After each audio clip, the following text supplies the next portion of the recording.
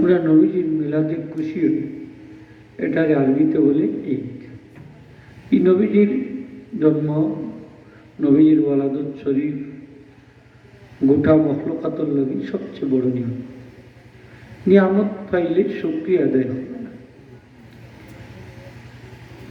আর ইসালে সবর মাহফিল অর্থাৎ আজকে যত সবর খামিলব, দোয়া দুরুদ ইস্তেগফার কোরআন তেলাওয়াত সিল্লি সালাত দান সৎকার সবটার সব আমরা মধ্যে হলে রুহের মধ্যে আমি পৌঁছে দিবা।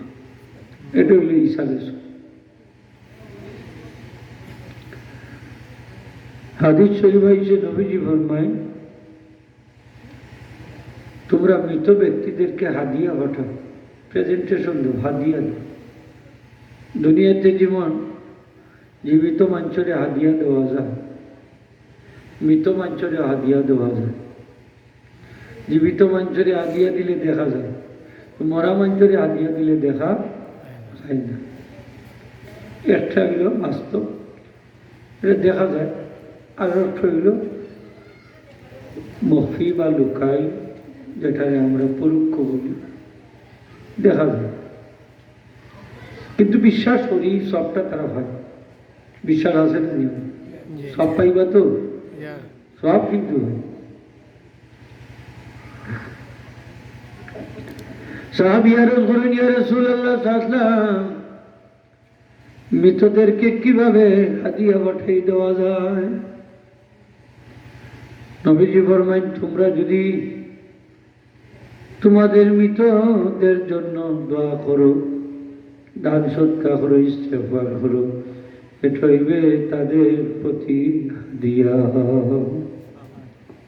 দোয়া করলে হাদিয়া, ইস্তেগফার করলে হাদিয়া, সৎকার দিলে হাদিয়া, ওটাও হাদিয়া।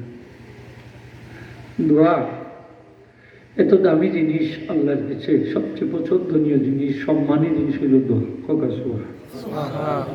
মান বাড়াইতে চাই, দোয়া বাড়াইলে, দোয়া বাড়াইলে মান বাড়িয়ে, সম্মান বাড়বো, সম্মান। খালি মানুষের কাছে না, আল্লাহর কাছে। আল্লাহর কাছে বাড়লে না মানুষের কাছে বাড়ে, ঠিক না? নিও আল্লাহর কাছে বাড়লে মানুষের কাছে বাড়ে। দোয়া বেশি করে করুন। নবীজি ফরমাইন, আমার উম্মত উম্মতে মারহামা, রহম প্রাপ্ত উম্মত, উম্মতি উম্মতুম মারহুমা, আমার উম্মত উম্মতে মারহুমা, রহম প্রাপ্ত উম্মত। আমার উম্মত যদি মারা যায় আর গুনাহ লইয়া কবরও যায়, আমার আল্লাহ এই গুনাহ মাফের ব্যবস্থা রাখিছই। তার নেককার সন্তান সন্ততি, আত্মীয় স্বজন, বন্ধু বান্ধব তার লাগে যদি দোয়া করে, ইস্তেগফার করে, দান সৎকার করে, আমার উম্মতরে আল্লাহ কবর রাখি রাখি মাফ করি দিলাইবা। গুনাহ লইয়া গেলেও মাফের ব্যবস্থা আছে, হোকা মাফির ব্যবস্থা। তবে নেককার সন্তান দেখা দিচ্ছে। নবীজি ফরমাইছেন, আও আলাদিন সালিহিন ইয়াদুলাহু, মানুষ মরে গেলে তার আমল বন্ধ হয়ে যায়, কিন্তু নেককার সন্তানে যদি দোয়া করে এটা বন্ধ হয় না। এই দোয়ার এত অ্যাকশন, এত পাওয়ার যে মৃত ব্যক্তির কবরও যদি আযাব হয়, আযাব চলে, আর তার সন্তানে দোয়া করে, তার সন্তানের বদৌলতে আল্লাহ তার কবরের আযাব পর্যন্ত মাফ করে দিলেই ওর আযাব মাফ হয়ে যায়, দোয়ায় মাফ হয়ে যায়। দোয়ার অত পাওয়ার, দোয়া ছাড়াই না যায়। কবরের কান্দা বাইরে গেলেও দোয়া করিয়া দেওয়া লাগে। নবীজি ফরমাইছেন, কবরের নিকটবর্তী হইয়া যদি গমন করো, তোমার মৃত ভাইয়ের কবরের পার্শ্ব দিয়া যদি গমন করো, তাহলে তারে সালাম দিয়া যাইও, আসসালামু আলাইকুম ইয়া আহলাল কুবুর। দেইনি আমরা সালাম, হলে ওকে দেইনি আমরা, দেখ যান মুখ বন্ধ করি, দেখ না যান।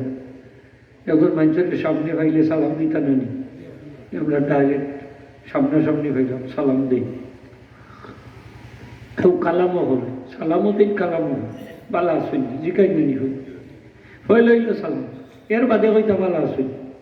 আমরা হইলা বালা আসনি বা আসসালামু আলাইকুম, বালা আসনি বা আসসালামু আলাইকুম। এটা হাদিসের